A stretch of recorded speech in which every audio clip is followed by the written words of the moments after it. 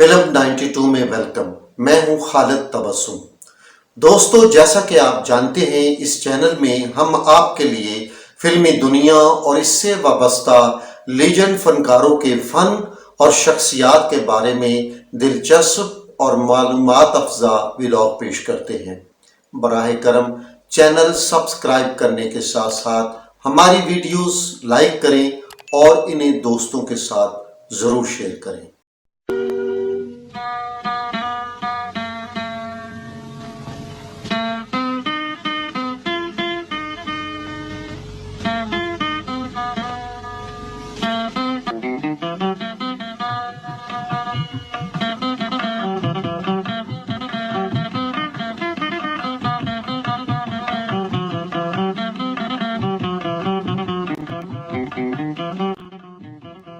ہمالیہ والا ہماری فلمی دنیا کے ایک بے مثل اور لاجواب اداکار تھے. کریکٹر ایکٹرز اور ولن کے کرداروں میں جان بھر دیتے تھے. جن لوگوں نے فلم انارکلی دیکھی ہے وہ ہمالیہ والا کو اکبر اعظم کے روپ میں بھولے نہیں ہوں گے. وہ جتنے اچھے اداکار تھے اس سے زیادہ دلچسپ، بااخلاق اور وفادار انسان تھے. انہیں بھولنے کی کمزوری لاحق تھی. اکثر سیٹ پر جب کیمرہ چل رہا ہوتا تو وہ مکالمے بھول جاتے یا الٹ پلٹ بول دیتے. یہ صرف ایک بار نہیں ہوتا بلکہ کئی بار ہوتا، اور ایک شاٹ جو پہلی ہی کوشش میں اوکے ہونا چاہیے کئی ٹیک کے بعد اوکے ہوتا، جس پر اچھا بھلا ہدایتکار سر پیٹ کر رہ جاتا، کیونکہ اس زمانے میں قیمتی فلم نیگیٹو ضائع ہو جاتا تھا، جس کی وجہ سے ہدایتکار اور فلم ساز رونے والے ہو جاتے تھے. ہزار کوشش کے باوجود ہمالیہ والا اس کمزوری سے جان نہ چھڑا سکے تھے. مکالمے بھولنے کی عادت کے باوجود فلم ساز اور ہدایتکار ان کے دیوانے تھے. جب بھی نئی فلم شروع کرتے تو ان کے پیچھے لگ جاتے. جن دنوں انور کمال پاشا انارکلی بنا رہے تھے، ہمالیہ والا اکبر اعظم کے کردار میں سیٹ پر موجود ہوتے. ایک روز حسب عادت وہ اپنا مکالمہ بھول گئے. انہیں بڑے شاہانہ دبدبے سے یہ کہنا تھا، ماں بدولت حکم دیتے ہیں کہ باغی کو ہمارے سامنے پیش کیا جائے. اچانک ہمالیہ والا بھول گئے اور پھر ری ٹیک پہ ری ٹیک شروع ہو گئیں. ہمالیہ والا ہمیشہ کسی نہ کسی جگہ آ کر اٹک جاتے یا مکالمے ہی تبدیل کر دیتے. کبھی وہ کہتے، ماں بدولت تمہیں باغی لانے کا کہہ دیتے ہیں، یہاں تک کہ ایک بار جوش میں آ کر بولے، ماں بدولت تمہیں آرڈر کرتے ہیں، جس پر سیٹ پر موجود لوگوں کی ہنسی قابو میں نہ رہی اور پاشا صاحب سر پکڑ کر بیٹھ گئے اور غصے اور پیار سے ہمالیہ والا کو مخاطب کرتے ہوئے بولے، یار ہمالیہ، تم بادشاہ ہو، اکبر بادشاہ. وہ اکبر بادشاہ انگریزی نہیں جانتا تھا. ہمالیہ والا نے بڑے اخلاق سے سوری کہا اور مسکراتے ہوئے بولے، اوکے ایک بار پھر ٹیک کر لیتے ہیں. ایک مرتبہ سیف الدین سیف کی فلم رات کی بات کی شوٹنگ کے دوران وہ نہ صرف مکالمے بھول گئے بلکہ سب کچھ الٹ پلٹ کر دیا. سین کچھ یوں تھا کہ اداکارہ نیر سلطانہ فلم میں ان کی پاک دامن اور نیک فطرت بیوی ہوتی ہیں. ہمالیہ والا عیش پسند رئیس ہیں اور رات گئے شراب کے نشے میں جھومتے ہوئے حویلی میں داخل ہوتے ہیں. بیوی خدمت کے لیے آگے بڑھتی ہے تو وہ اسے جھڑک دیتے ہیں.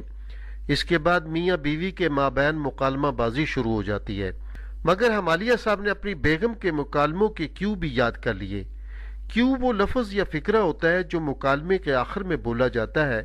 اس کیو کو سن کر دوسرا اداکار جواب میں اپنا مکالمہ شروع کرتا ہے. ہمالیہ والا خدا جانے کس موڈ میں تھے کہ انہوں نے بیوی کے کیو بھی مکالموں کے ساتھ شامل کر لیے، جس کے بعد مکالمے کچھ اس طرح ہو گئے، بیوی، آپ میری وفا پر بھروسہ کریں میرے سرتاج. شوہر، میرے سرتاج، میں اپنے معاملات میں تمہاری دخل اندازی برداشت نہیں کر سکتا. جعفر ملک اس فلم کے ہدایتکار تھے. انہوں نے شاٹ کٹ کرایا اور ہمالیہ والے سے کہا، ہمالیہ صاحب، میرے سرتاج تو آپ کا کیوں ہے، آپ نے اسے اپنے مکالمے شامل کر لیا ہے، آپ بیوی کو میرے سرتاج کیسے کہہ سکتے ہیں؟ ہمالیہ والا مسکرا کر بولے، اوکے دوبارہ ٹیک کر لیں گے. دوسری بار بھی انہوں نے وہی کیا. اس قسم کی غلطیوں میں ہمالیہ والا کا کوئی قصور نہیں ہوتا تھا. وہ ہمیشہ ہدایتکار سے تقاضا کرتے تھے کہ میرے سین میرے حوالے کیے جائیں تاکہ میں اپنے مکالمے گھر سے یاد کر کے آؤں۔ وہ سلیقے سے کام کرنے کے عادی تھے۔ ہمالیہ صاحب کے مکالمے یاد کرنے کا انداز بھی جداگانہ تھا۔ وہ اپنے ڈرائنگ روم میں ٹہلتے جاتے اور ان کا سیکرٹری مکالمے بول کر انہیں سناتا اور وہ ان مکالموں کو یاد کر لیتے۔ بعض اوقات جب سیکرٹری نہ ہوتا تو یہ فرض کوئی دوسرا انجام دیتا، حالانکہ اس زمانے میں کوئی دوسرا اداکار مکالمے یاد کرنے کی زحمت گوارا نہیں کیا کرتا تھا۔ ہمالیہ والا بعض اوقات اتوار کے دن اپنے قریبی دوستوں اور صحافیوں کو اپنے گھر مدعو کرتے۔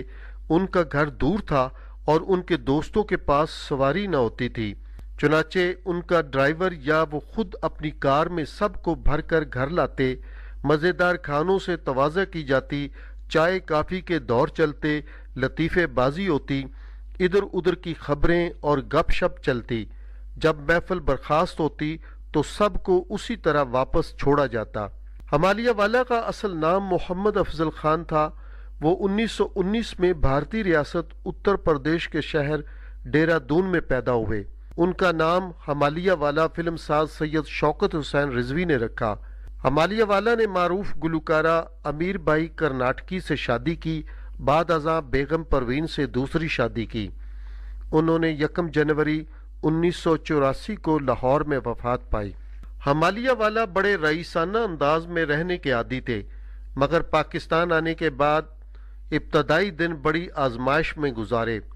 وہ خود سنایا کرتے تھے کہ ایسے دن بھی آئے جب ان کے پاس پیٹرول کے لیے بھی پیسے نہ ہوتے تھے، ملازموں کی تنخواہیں نہیں دے سکتے تھے، اس لیے سب کی چھٹی کروا دی تھی، حتیٰ کہ اپنے کپڑے خود استری کرنے لگے۔ اکثر اپر مال سے پیدل چلتے ہوئے لکشمی چوک جاتے، راستے میں کوئی مل جاتا تو یہ ظاہر کرتے جیسے ٹہلنے کے ارادے سے نکلے ہیں۔ اس طرح انہوں نے کبھی اپنی مفلسی کا کسی کو شک تک نہ ہونے دیا۔